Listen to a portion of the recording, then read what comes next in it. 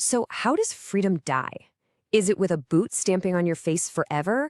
Or is it with a smile, a constant stream of entertainment, and a dose of pleasure? Two of the 20th century's most chilling prophecies offer completely different answers. Today, we're going to dive deep and ask whether we're living in Orwell's 1984, Huxley's Brave New World, or, and this is the scary part, a terrifying mix of both. Let's start with the vision we all think we know. George Orwell's 1984. I mean, this quote says it all right. It's a world of pure, brutal, in-your-face control. A world of Big Brother, constant state propaganda, and total surveillance. It's a future that a lot of people are starting to think is not so futuristic anymore. But here's the twist. Another brilliant writer, Aldous Huxley, he had a completely different nightmare. And this slide just nails the contrast.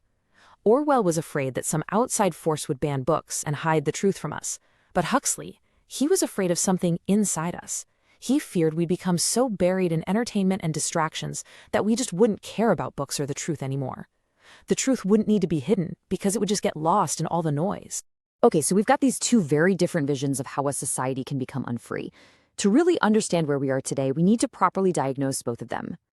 This slide breaks it down perfectly. The Orwellian method is pretty straightforward. It's control through pain. The state uses fear, the thought police, the threat of violence. You step out of line, you get punished. Simple. But the Huxleyan method, this is way more subtle. It's control through pleasure. In this world, the state doesn't have to force you to do anything because you willingly trade your freedom for comfort, for the next new gadget, for endless entertainment.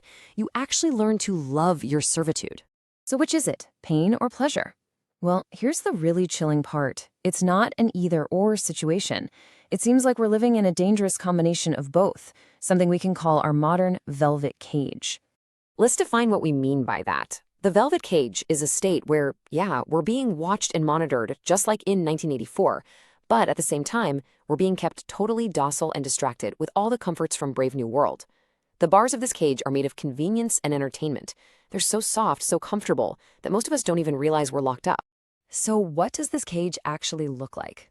Well, it's got Orwell's mass surveillance and nonstop propaganda, for sure. But then you mix in Huxley's sea of irrelevant distractions, our willingness to be servants as long as we can keep consuming, and that constant holiday from reality that our screens provide.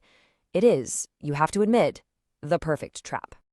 And if that holiday from reality sounds a bit abstract, well, this slide makes it painfully real. Almost 5 hours, every single day. Think about that. That isn't just a distraction. That is a huge chunk of your waking life willingly handed over to the machine.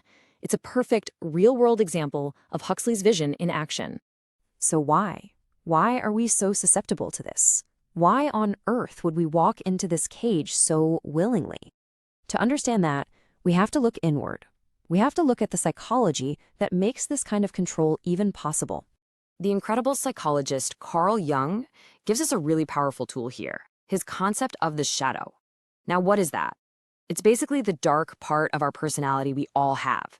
It's all the impulses, the weaknesses, the destructive instincts that we try to pretend aren't there.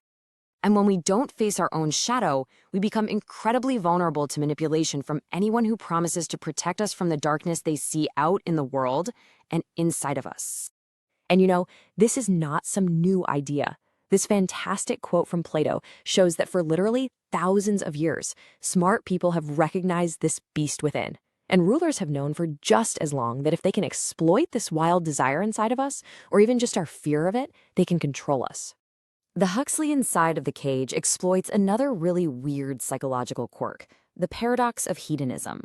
It's this idea that the constant, non-stop search for pleasure, for that next dopamine hit from our phones, the next purchase, the next empty distraction, it doesn't actually make us happier. In fact, it leads to the exact opposite, anhedonia, which is the inability to feel pleasure at all.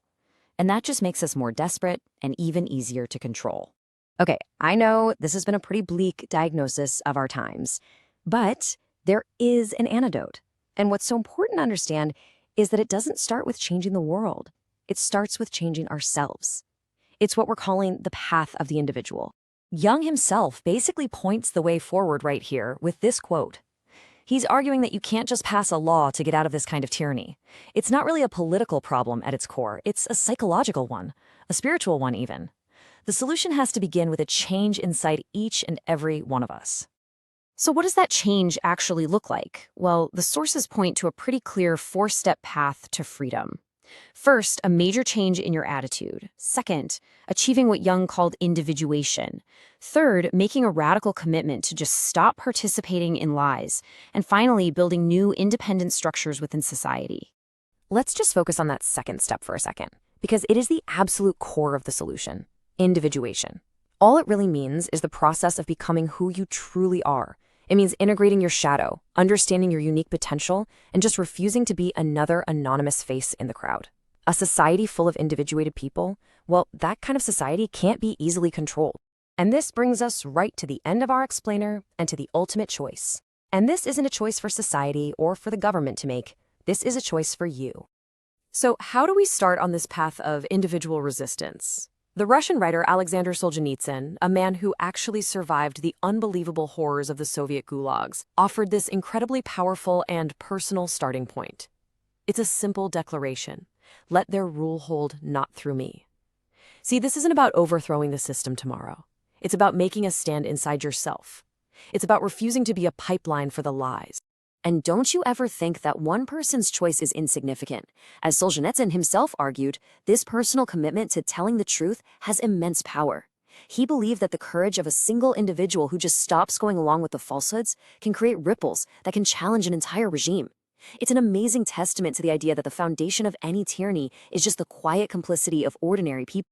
And so, after everything we've looked at, the cage, the psychology, the antidote, it all boils down to this profound and deeply personal question you see on your screen right now.